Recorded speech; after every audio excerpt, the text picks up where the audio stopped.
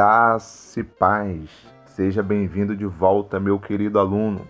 Seja bem-vindo você que está assistindo essa aula pela primeira vez. Eu me chamo Ricardo.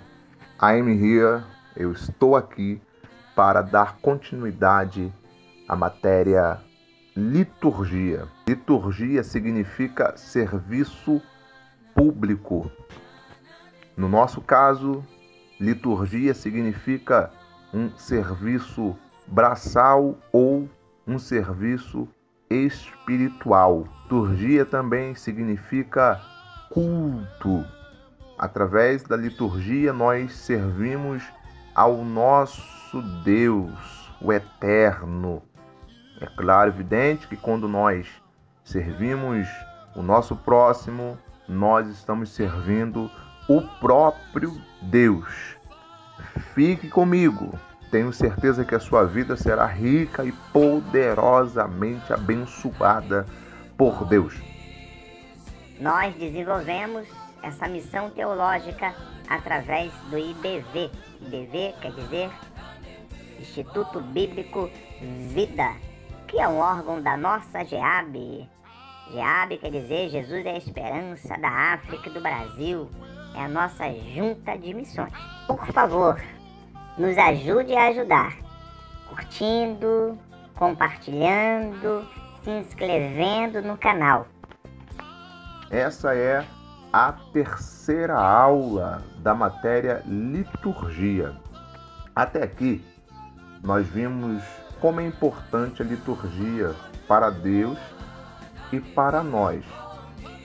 Ele nos passou as regras para promovermos um culto a Ele com excelência. Por isso, nós devemos ter cuidado para não errarmos. Devemos lembrar sempre que a liturgia significa um serviço, conforme eu falei anteriormente, no nosso caso, um serviço braçal ou um serviço espiritual. Então é necessário servir ao Senhor e servir o nosso próximo. Porque quando nós servimos o nosso próximo, nós estamos servindo o próprio Deus. Quando nós honramos o nosso próximo, nós estamos honrando o próprio Deus. Talvez alguém possa achar errado honrar o homem dentro do culto ao Senhor. Porém, quando nós lemos a carta de Paulo aos Filipenses e atentamos para o contexto, é esclarecido que o apóstolo Paulo estava preso e necessitava de alguns recursos na prisão de Roma. Os irmãos têm conhecimento disso e, lembrando do seu líder, pensa em dispor-se a levantar recursos. Mas quem faria com que esse recurso chegasse a Paulo? Quem viajaria para Roma? Quem prestaria esse socorro? Aí nós vamos ver que Epafrodito, ele foi voluntário e se dispôs. Ele segue viagem. Na viagem, ele adoece gravemente, chegando a quase morrer. Todavia, não deixa de cumprir sua missão. Seu coração leal e amável não considerava sua vida por preciosa, mas se arriscava em prol ao reino. Olha que forte e linda história. Apóstolo Paulo, precisando de ajuda, a igreja se dispõe a levantar recursos, porém, esse recurso deveria chegar até o apóstolo Paulo.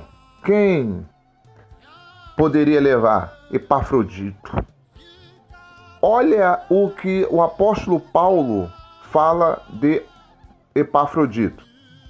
Filipenses, capítulo 2, versículo 25 ao versículo 30. Contudo, penso que será necessário enviar-lhes de volta Epafrodito, meu irmão, cooperador e companheiro de lutas, mensageiro que vocês enviaram para atender às minhas necessidades. Olha como o apóstolo Paulo se refere a Epafrodito: irmão, cooperador e companheiro. Que adjetivos lindos reservados para Epafrodito. Ele diz mais: pois ele tem saudade de vocês e está angustiado porque ficaram sabendo que ele esteve doente. De fato, ficou doente e quase morreu, mas Deus teve misericórdia dele, e não somente dele, mas também de mim, para que eu não tivesse tristeza sobre tristeza. Por isso, logo o enviarei, para que, quando ouvirem novamente, fiquem alegres e tenham menos tristeza. E peço que vocês o recebam no Senhor com alegria e honrem homens como este. Olha só que interessante. Honrem homens como este, porque ele quase morreu por amor à causa de Cristo, arriscando a vida para suprir a ajuda que vocês não podiam dar ou trazer. Olha que interessante. O apóstolo Paulo está falando assim: honrem homens como este, porque Epafrodito quase morreu. De fato, ele adoeceu, mas ele não teve a sua vida mais preciosa do que fazer a vontade de Deus. Parafraseando, o apóstolo Paulo está falando: olha, todos os homens que tenham o mesmo comprometimento de Epafrodito precisam ser honrados. Queridos, quando nós atentamos para a vida de alguns pastores, nós vamos ver de fato que estes dão a sua vida por amor às ovelhas. Conforme eu sempre cito João capítulo 13, versículo 34, que Jesus falou: um novo mandamento vos dou, que vos ameis uns aos outros, assim como eu vos amei. Quantos pastores amam almas, se desgastam por almas? Por que não honrar esses pastores? Quantos missionários que estão dando a sua vida por almas? Por que não honrar esses missionários? Além de pastores, nós vamos ver verdadeiros servos do Senhor, que muitas das vezes não têm cargo eclesiástico, mas se comprometem com a obra do Senhor. Por que não honrar homens como estes? Ok? Então, no culto ao Senhor, não é errado honrar homens que sejam comprometidos com a obra do Senhor Jesus. Claro, evidente que em todo culto é necessário que haja um momento de louvor e adoração unicamente a Deus, e num dado momento do culto deve sim honrar o homem, porque quando você honra o homem, você está honrando a Deus. Até porque a Bíblia vai falar que nós devemos dar honra a quem merece honra, ok? Então não é errado no culto ao Senhor honrar homens comprometidos com o reino do Senhor Jesus. O que não pode acontecer é que durante todo o culto, o homem seja o centro do culto.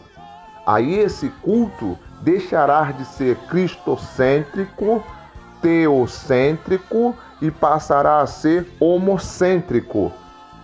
Cristocêntrico é quando Cristo é o centro do culto.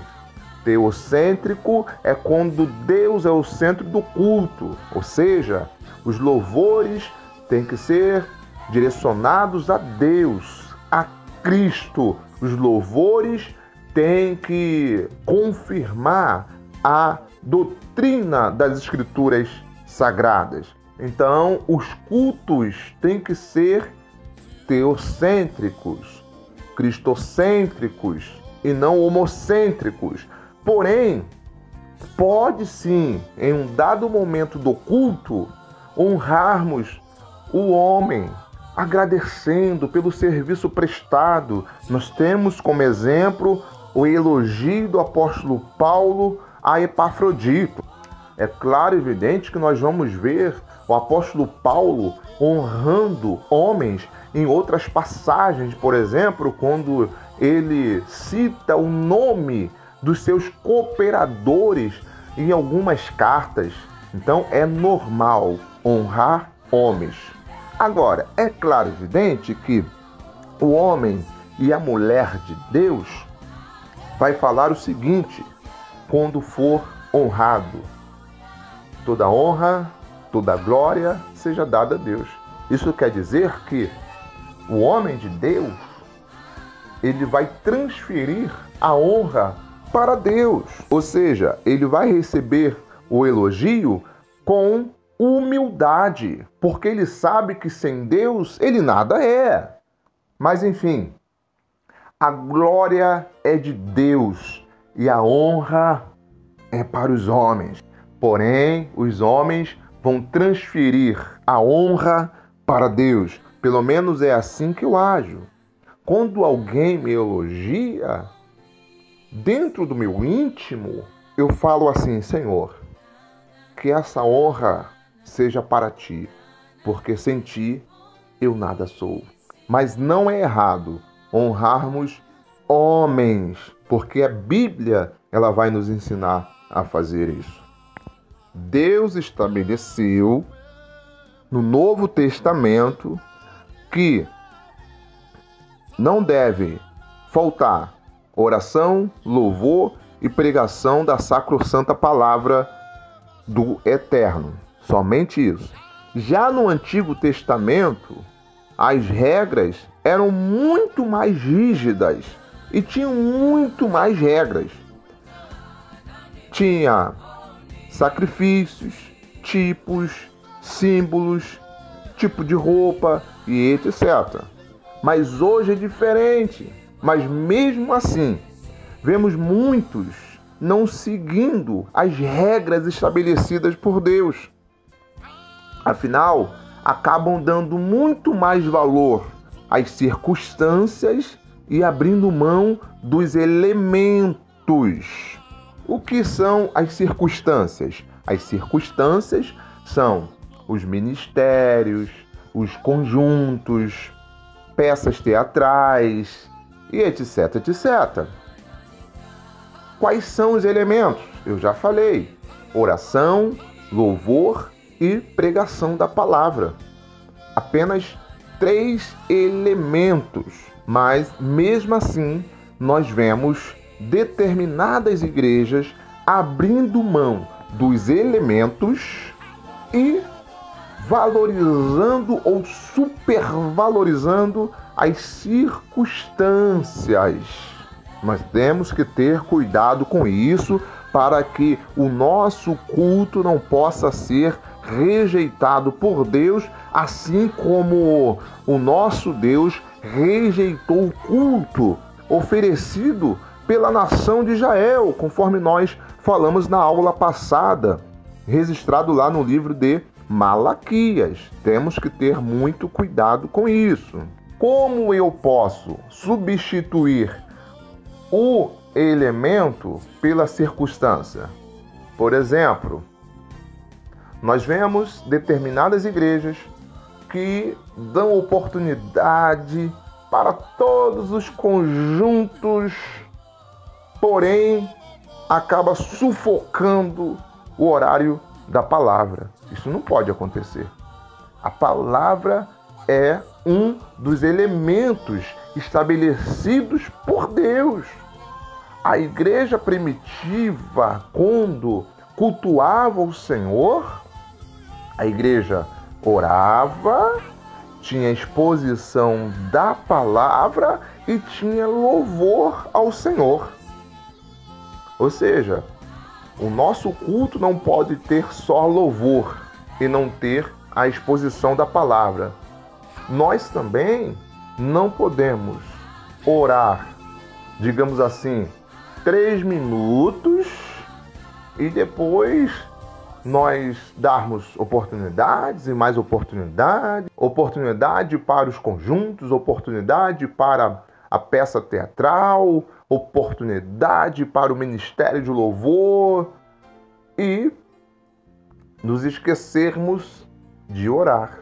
Então é necessário que haja um tempo maior de oração, é necessário que tenha um momento de adoração, de louvor, e é necessário que haja a exposição da sacrossanta palavra do Eterno. Amém? Por quê? A nossa liturgia ela não pode ser pesada ao ponto de neutralizar a ação do Espírito Santo. O Espírito Santo precisa ter liberdade para trabalhar em nosso meio.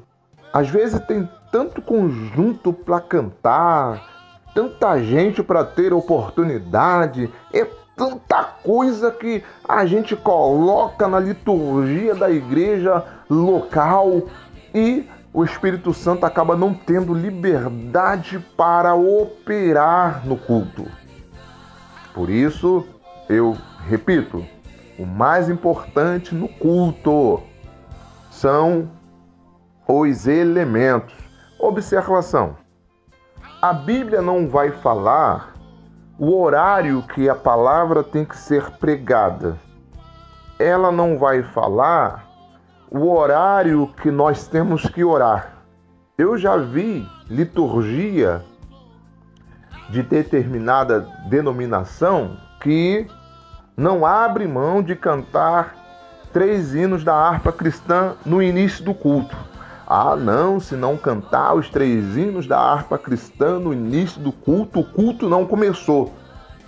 A Bíblia não vai falar nada disso. A pregação ela pode ser no início, ela pode ser no meio, ela pode ser no final. Podemos cantar os hinos da harpa cristã no início, no meio, no final, não importa. É claro, evidente, que nós temos que ter uma liturgia, sem sombras de dúvidas.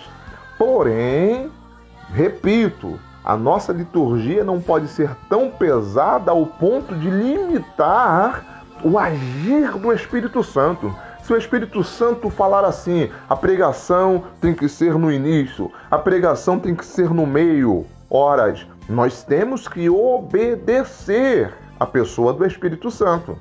Vamos falar agora sobre a liturgia para a realização de um casamento. Primeiramente, o celebrante deve fazer uma entrevista com os noivos e fornecer um curso para os mesmos. Lembrando que todo ministro religioso pode realizar casamentos. Ministro quer dizer servos. Ministro quer dizer aquele que é membro de uma denominação, quer seja uma denominação católica, cristã, espírita, vai depender do dogma de cada denominação. Se o pastor autorizar o membro a fazer um casamento, ele poderá fazer porque a lei assim lhe garante, ok? Então, o celebrante, antes de fazer o casamento, ele deve fazer uma entrevista com os noivos e também fornecer um curso para os mesmos. Tem celebrante que só faz o casamento dos noivos após eles fazerem um curso. Como fazer a celebração? Antes de eu passar o script para fazer uma celebração de casamento, eu gostaria de fazer outra observação. O celebrante deve combinar com o sonoplasta o momento certo de soltar as músicas escolhidas pelos noivos. Como o sonoplasta, o celebrante saberão as músicas que os noivos queiram que coloque através da entrevista. Uma outra observação: o celebrante deve conversar com a cerimonialista o momento certo da entrada das alianças. O cerimonialista, quem organizará a entrada dos noivos e dos padrinhos. O celebrante estará no altar quando os padrinhos e os noivos estiverem entrado. Quando todos já tiverem entrado, inclusive a noiva, o celebrante iniciará a celebração. Primeiro ele deve cumprimentar a todos e se apresentar e pedir que todos curvem as cabeças para que ele possa fazer a primeira oração da noite. Entenda bem, até então, o celebrante, ele não deve pegar o microfone para informar que vai iniciar o casamento antes da entrada dos padrinhos e dos noivos. O celebrante só deve pegar no microfone depois que todos já tiverem entrado. Aí sim, ele se apresenta e pede a todos para curvarem a cabeça para que ele então possa fazer a primeira oração da noite. Depois da oração, ele deve se dirigir aos noivos, ele deve brincar para que eles possam se descontrair. E logo em seguida, ele deve ler a palavra de Deus, de acordo com a história do casal, e contará a história do casal se dirigindo ao casal e à plateia. É preciso fazer o casal sorrir, é preciso fazer com que a plateia interaja com o casamento. Afinal de contas, todos estão ali não apenas para se alegrar com os noivos, eles estão ali para servir de testemunha também. Então, o celebrante, ele deve envolver os noivos e envolver a plateia. O celebrante, ele pode incluir um ritual na hora da palavra, como por exemplo, ritual da árvore, ritual da semente. Enfim, existem vários rituais. Pesquise na internet, porque é muito interessante incluir ou inserir um ritual na hora da palavra. Depois da palavra, o que vem? Vem os votos. Depois que o celebrante pregou a palavra e descontraiu, depois da palavra vem os votos. O celebrante deve pedir os noivos para repetir o que ele falar. Ou os votos podem ser diferentes.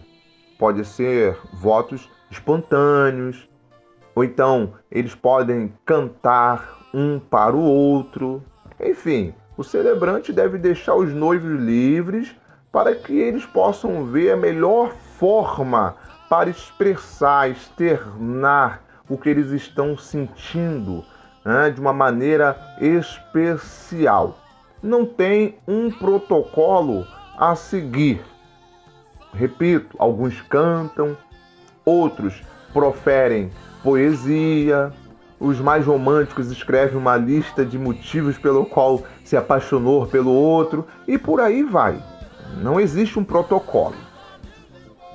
Depois do voto, vem a oração pelo casal para confirmar os votos feitos diante do altar.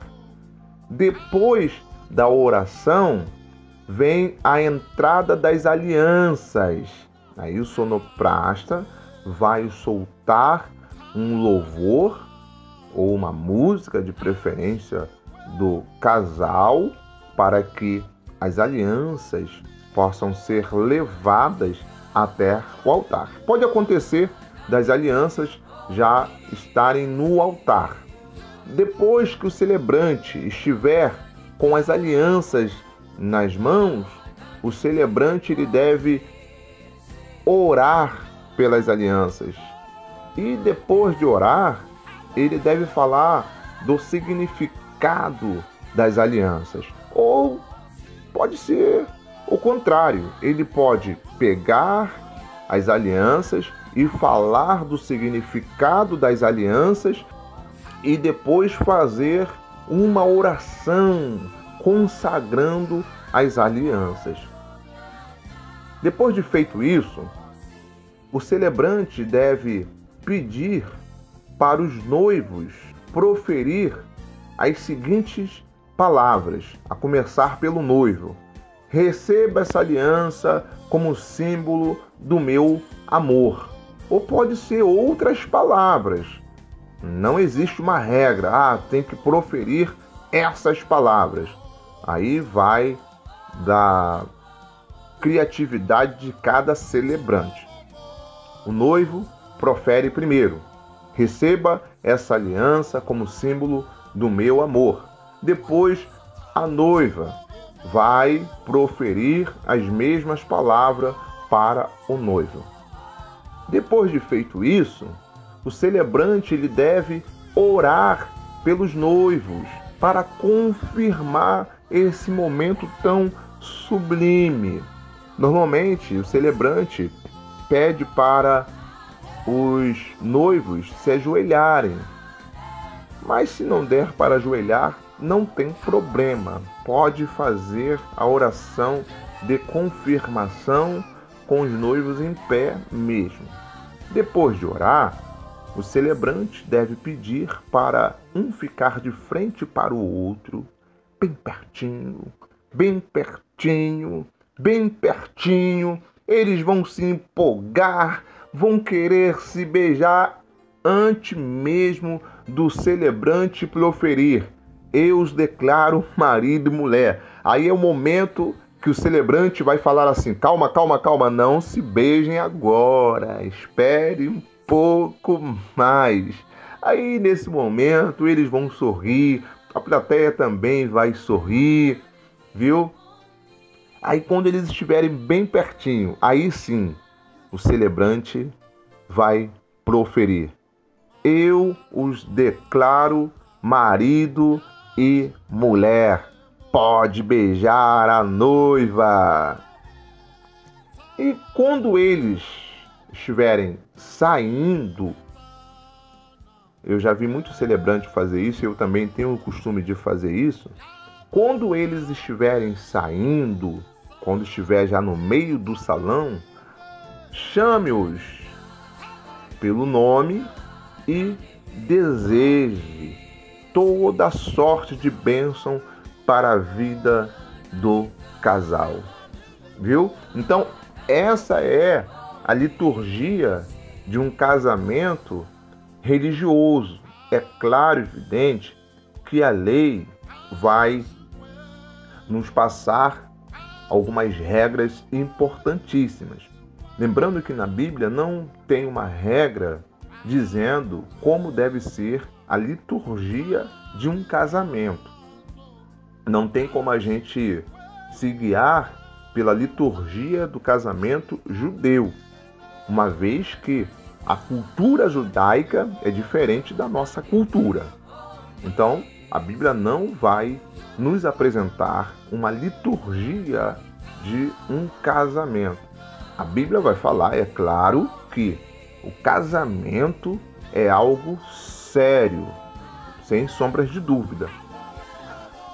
De contrapartida, a lei, ela vai nos passar algumas regras. Regras essas que diz que o casamento ele tem que ser feito com as portas abertas. O celebrante deve perguntar aos noivos se eles estão casando de livre e espontânea vontade, porque pode acontecer de um deles estar ali no altar de maneira forçada. Então, são perguntas que não devem deixar de ser feitas em um casamento. É claro e evidente que nós temos que nos preocupar muito mais quando nós estamos fazendo um casamento religioso com efeito civil. Se o casal já tiver casado no civil, não é necessário o celebrante fazer essas perguntas. Muito bem, eu vou ficar por aqui. Na próxima aula eu vou falar sobre as bodas e também sobre culto fúnebre. Por favor, não deixa de curtir, de se inscrever, de compartilhar, dê o seu like, viu? Nos ajude a ajudar. Que Deus abençoe a sua vida rica e poderosamente.